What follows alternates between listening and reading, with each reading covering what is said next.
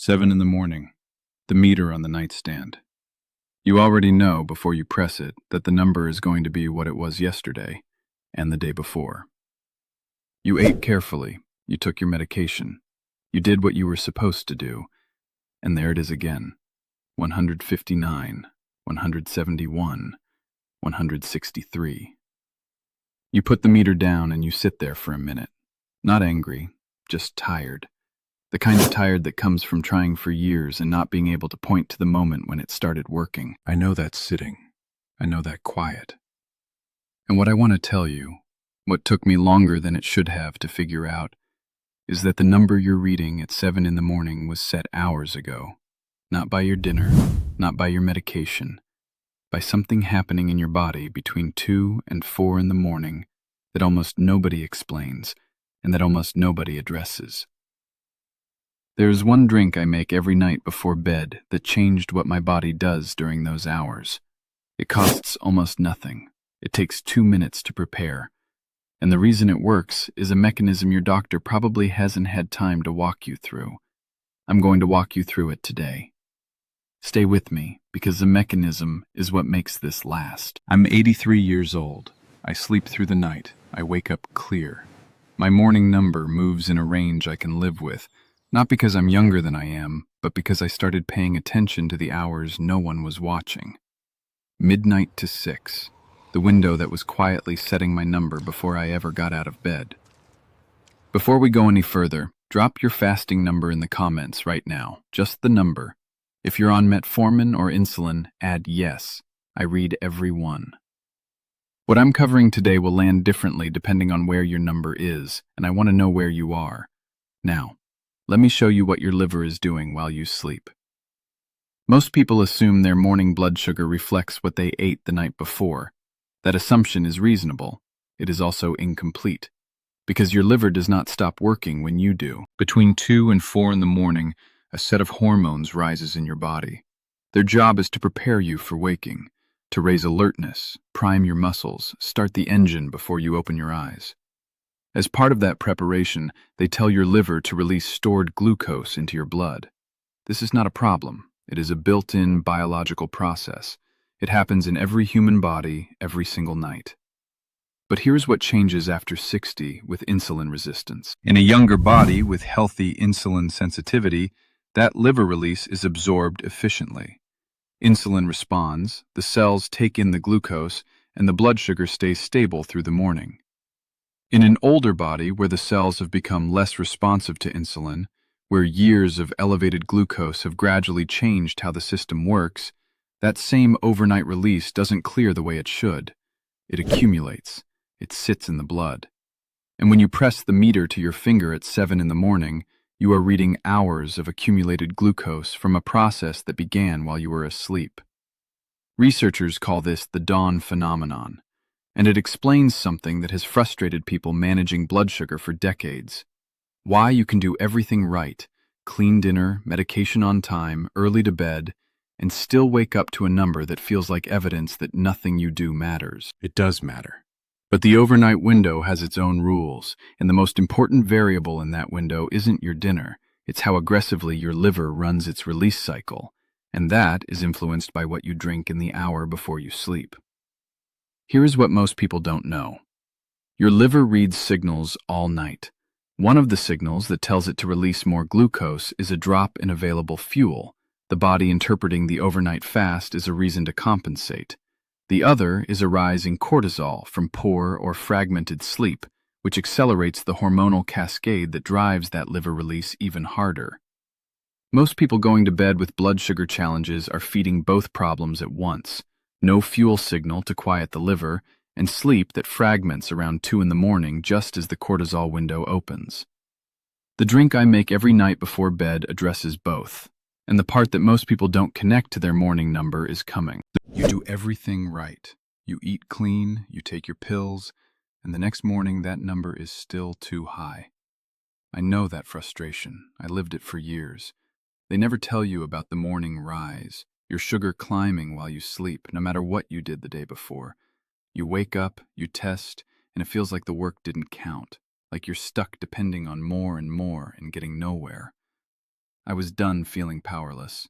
I didn't want to throw out my doctor's plan. I wanted something natural and simple I could add to it, something that finally moved that morning number. I'll walk you through what changed it for me. And the natural support I add every day is in the free presentation linked below. The drink is warm, tart cherry juice, 2 to 3 ounces, diluted with water, taken within an hour of sleep.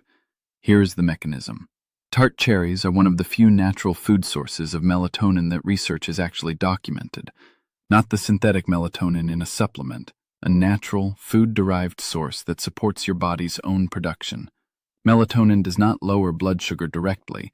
What it does is regulate the timing of your sleep architecture, and sleep architecture is directly connected to your morning number through cortisol. When your sleep is fragmented, when you're waking briefly around 2 or 3 in the morning, as many older adults do without realizing it, your cortisol rises earlier and harder than it should. That early cortisol spike is one of the primary drivers of the aggressive liver release that sets your fasting number high. Research has documented a clear association between poor sleep quality and increased insulin resistance the following morning. Studies have observed that even a single night of disrupted sleep raises insulin resistance measurably. The tart cherry, by supporting deeper and less fragmented sleep through natural melatonin pathways, may reduce how hard that cortisol spike hits, and in doing so, may reduce how aggressively the liver runs its overnight glucose release. This is not a cure, it is a support, one that works alongside your doctor's plan, not in place of it. A small amount, low sugar when diluted, 2 to 3 ounces in 4 to 6 ounces of water. Tart, not sweet cherry. The melatonin content is in the tart variety specifically. Talk with your doctor before adding anything to your nighttime routine, especially if your medication timing is connected to meals or fluids. Now here is where the drink becomes part of something larger. One habit works. A system works better. There are 2 other pieces that work alongside the tart cherry, and when all 3 run together, you are addressing the morning number from 3 different directions at the same time. The second piece is 10 minutes of movement after dinner. Not a workout, a walk around the block or around your living room after your last meal. Research describes a glucose clearance mechanism in your muscles that activates the moment you begin moving, and this mechanism operates independently of insulin. It doesn't need your cells to be sensitive. It doesn't need your pancreas to cooperate.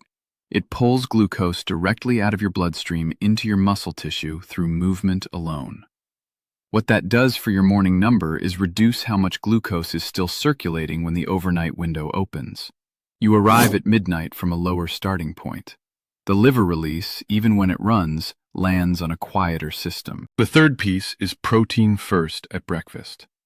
Studies indicate that eating protein before any carbohydrate in the morning, 2 eggs, plain Greek yogurt, cottage cheese, triggers a hormone your body produces naturally. That hormone slows the rate at which glucose from the rest of your meal enters your blood. It signals the pancreas to prepare.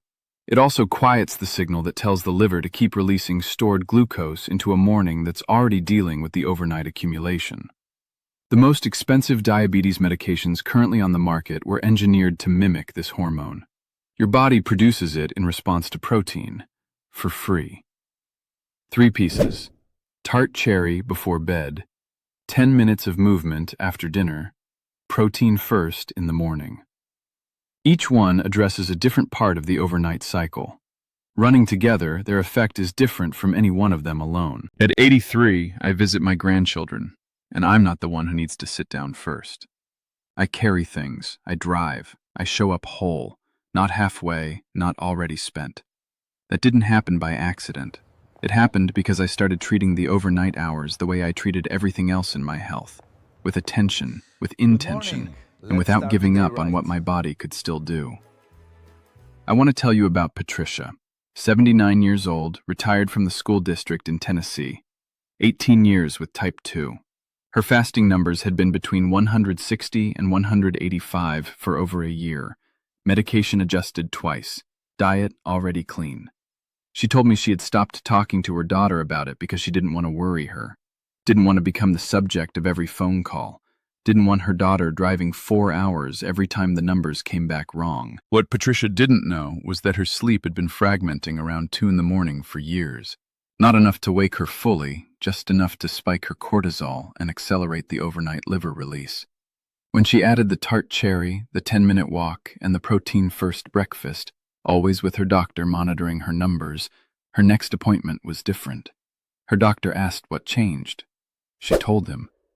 He didn't have a complete explanation, but he told her to keep doing it. Patricia called her daughter that night, not about the numbers, just to call. I'm not sharing her story as proof of what will happen to you. I'm sharing it because it reflects a pattern, and because her story points to something the numbers alone don't capture. The morning number isn't just a reading. It's what determines whether you feel steady enough to show up for the people you love, whether you feel like yourself when your grandchild calls, or your neighbor stops by, or someone needs you and you want to be there without the weight of the diagnosis sitting on your chest first. That's what the number is really about. Not the meter, not the chart, the life on the other side of the reading. And if you have spent years trying everything you were told and still waking up to a number that makes you feel like you're losing ground, I want you to hear this. You are not too far along for this to matter.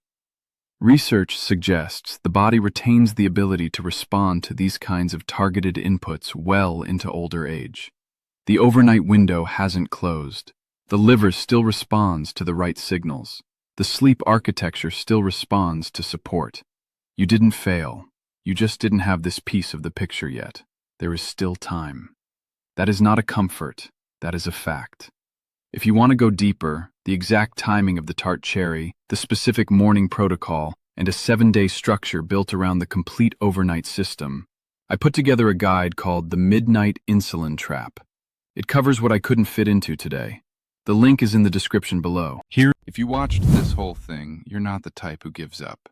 You're the type who keeps looking for a real answer. So let me be straight with you. The morning number isn't your fault, and it isn't just diabetes. It's the dawn rise, and it responds to the right daily habits.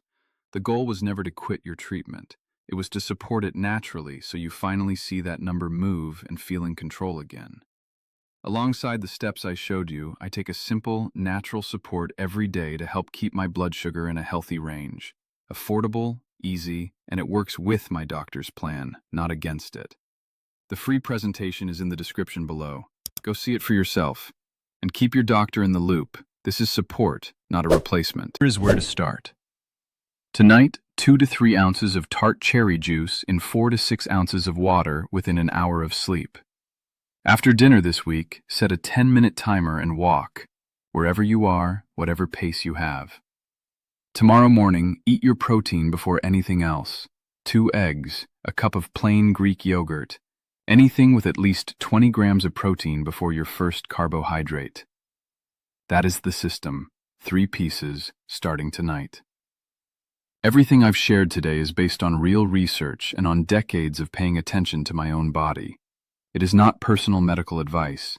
Your medications, your health history, your specific picture are different from mine, and any change to your nighttime routine should be discussed with your doctor first. That is not a disclaimer. That is where this starts. If this channel has been useful to you, subscribe, and drop your morning fasting number in the comments, just the number.